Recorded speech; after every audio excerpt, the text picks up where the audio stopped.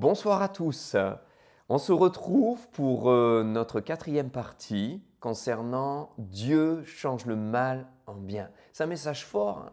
C'est plus qu'un slogan, c'est vraiment, je crois, le message du cœur de Dieu pour nous. C'est un message qui sort tout droit de la Bible. Pour nous, c'est la vérité, ce sont les saintes écritures, c'est inspiré du Saint-Esprit et c'est un message actuel pour nous. Dieu change le mal en bien, même si c'est ce que Joseph a dit il y a des milliers d'années, mais cette parole est encore d'actualité. Lorsque Joseph a prononcé cette parole dans Genèse chapitre 50, verset 20, il était vraiment légitime pour le dire, parce que le malheur, le mal, il l'a connu, il l'a vécu, il l'a subi de la part de tant de personnes autour de lui. L'injustice aussi, l'incompréhension, mais il a pu vraiment vivre cette bénédiction extraordinaire lorsque Dieu change le mal en bien. Et vraiment, c'est ce que je nous espère, ce que je vous souhaite, ce que je crois aussi pour nous, pour notre Église, dans ces périodes. Dieu va changer le mal en bien et il va retourner la situation. Et de ces temps un petit peu particuliers, isolés, ou séparés un temps temporairement, eh bien, Dieu va en sortir quelque chose de merveilleux, un fruit à sa gloire, un fruit qui amènera de la maturité, un fruit qui démontrera de l'autonomie, de la responsabilité, une prise de conscience des grâces de Dieu et comme on le disait au début aussi, des retrouvailles heureuses, une communion fraternelle profonde parce que nous aurons pu aussi mesurer toutes ces grâces. Alors pour aller un petit peu plus loin, je voudrais simplement vous partager ce soir le fait que Dieu change le mal en bien en changeant tout simplement nos cœurs. Il se sert des situations, il utilise parfois même l'épreuve, le creuset, les moments difficiles ou d'incompréhension pour changer nos cœurs. C'est vrai qu'au sein même de la tempête, au cœur de l'épreuve, personne ne dit « c'est super, merci Seigneur, continue ». Non, on est souvent dans l'incompréhension et quand les larmes coulent, quand on a prié, on a attendu et on a l'impression de ne pas avoir été exaucé, c'est difficile. Ou lorsqu'on ne comprend pas parce qu'on a l'impression de vivre une terrible et carrément injustice, c'est dur, l'injustice. C'est ce que Joseph a vécu. Pourquoi a-t-il été vendu par ses frères? Parce qu'ils le jalousaient, ils avaient de la haine contre lui. Pourquoi a-t-il été accusé? C'est parce que la femme de Potiphar avait de l'envie et avait porté ses regards sur lui. La Bible nous dit qu'il était beau, il était intelligent. Et elle avait porté ses regards sur lui, elle voulait coucher avec lui et lui refusait. Et pourtant, on l'a accusé de l'avoir fait. Quelle injustice! Terrible injustice. Pourquoi est-il resté longtemps en prison? Parce qu'il avait été oublié par des hommes qu'il avait pourtant béni et aidé. Quelle injustice! Que d'injustice! Et pourtant, Dieu s'est servi de tout cela pour le façonner, pour le former comme il désirait, parce qu'il avait prévu quelque chose de grand, quelque chose de bien plus glorieux que ce qu'il aurait peut-être vécu s'il était resté là où il était, avec sa famille, dans son contexte.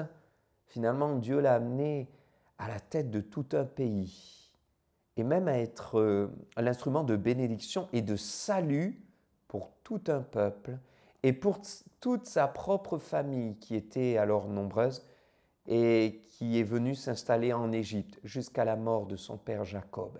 Comment est-ce que Dieu a pu utiliser Joseph de la sorte?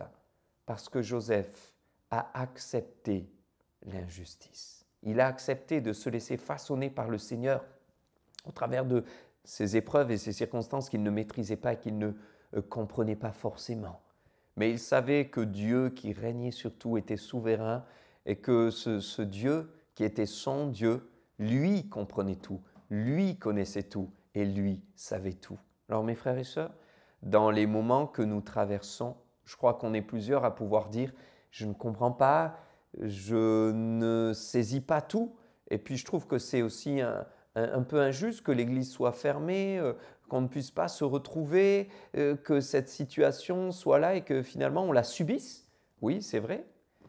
Mais, mes frères et sœurs, Dieu sait pourquoi il le fait.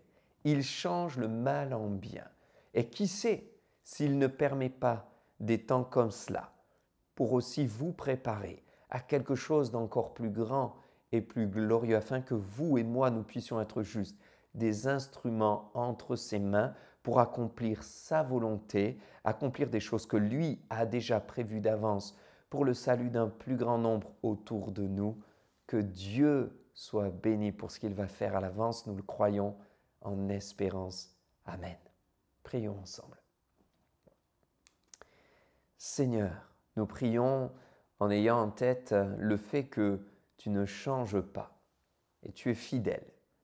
Tu restes ce Dieu qui change le mal en bien comme tu l'as fait au temps de Joseph et dans sa vie.